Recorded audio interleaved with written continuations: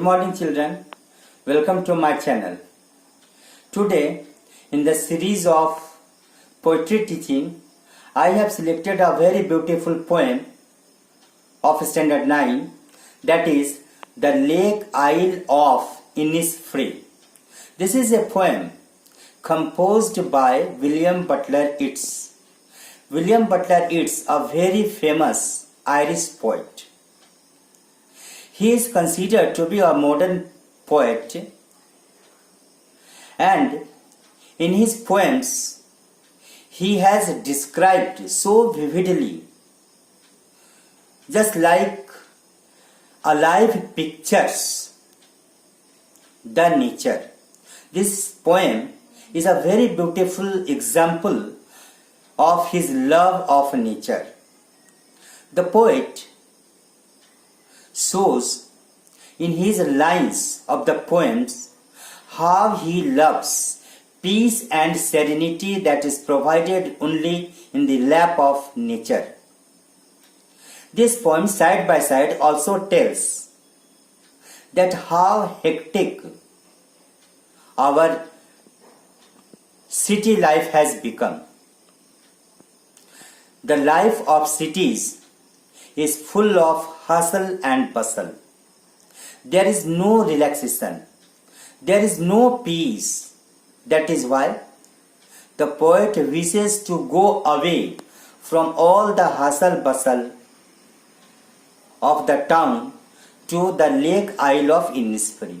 Why has this poet selected that Lake Isle of Innisfree? What are the characteristics of that Innisfree? Innisfree is well settled in the lap of nature, where a person can get peace, serenity, chirping of birds, and all the melodious sounds of nature which provide peace and relaxation to him. At the same time, the poet wishes, I will show you in the lines also, the poet longs for living and leading a life in solitude. Why? This also shows that he wants to live quite away from the hectic life of that city. And that is why he wishes. Now how intensely he wishes to go there, to the Lake of Isle, Innisfree. You just see the poem opens with the line, I am teaching the line, I will arise and go now. What does the very first line speak? This shows the readiness, the promptness of the poet. As soon as he awakes, he will arise and he will go. This shows the promptness of the poet to live the city life and to rush for the peaceful place, the serene place, the place full of tranquility of Innisfree. So again, in the first line, I will arise and go now and go to Innisfree.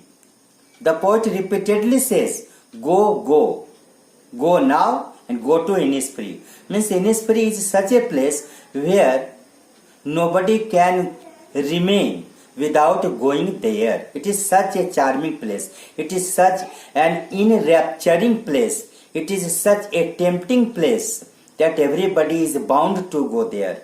Now in the second line, and a small cabin built there. Why does the poet want to go there? In what way will he lead his life there? He will go there and he will prepare there a cabin, a small room of clay and wattles made. You see his love for nature. How the aspects of nature attract him. He loves clay. He loves wattles. He does not prefer to live in the palatial buildings of the town. Rather, he prefers to live in the cabin. Made of what? Made of clay. Made of wattles. 9 bean rows will I have there. And what more? The plants. You see his love for plants. 9 bean rows will I have there. A hive for honeybees. Hive for honeybees. There is musical also. The line is full of music. You see alliteration. Hive for honeybees. So what are the aspects of nature? This poem is giving an overflow of the aspects of nature. You see clay, wattles, 9 beans, hive, honeybees, and in the last line of the first stanza, and live alone in the bee loud glade. Glade. Next, and I shall have some peace there. What is the purpose of going there? The poet must have some purpose that he wants to go to Innisfree. The only purpose is he wishes, he longs for peace, serenity, tranquility, and which can be provided only in the lap of nature.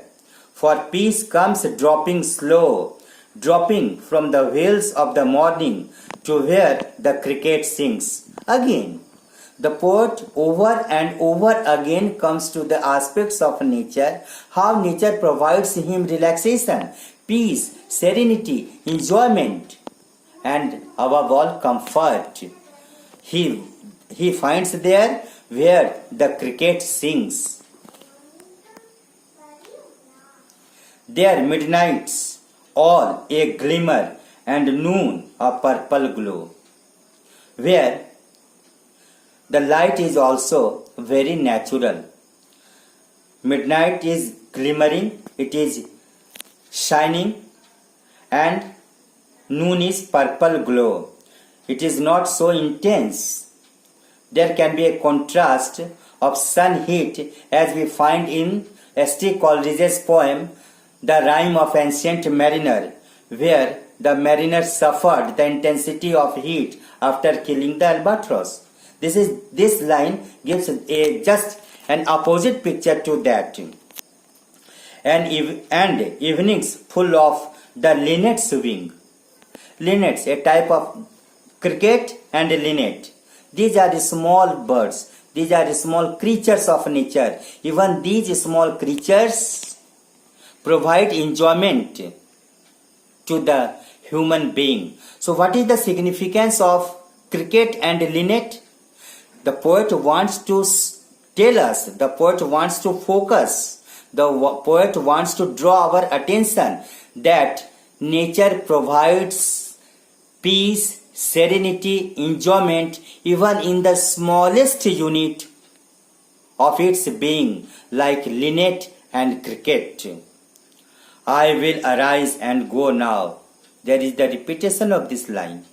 In the very first opening line also the same line is there. I will arise and go now. And in the concluding stanza also there is a line, I will arise and go now. Why? Why this repetition? This repetition shows the poet's intensity of desire to go to Innisfree. For always night and day I hear the lake water lapping. You see the alliteration. You see the music in this line. I hear the lake water lapping with low. L, lake, L, lapping, L, low, L, alliteration on the letter L. The recurring sound of L produces music which suits our ears.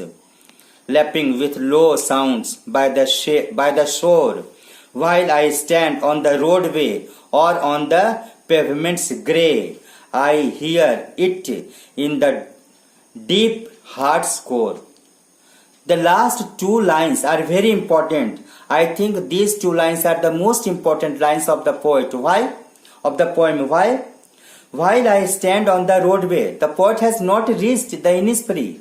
The poet has not reached Innisfree. He is only imagining.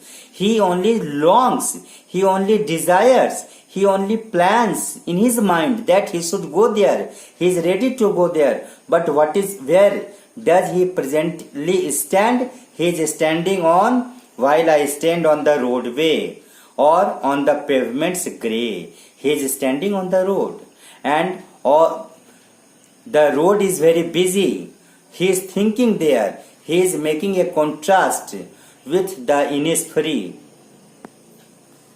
I hear it in the deep heart's core. Although he is standing on the road, on the pavement, but in his heart there is coming the peace of Innisfree, the serenity of Innisfree, the tranquility of Innisfree to his heart, in heart's deep heart's core.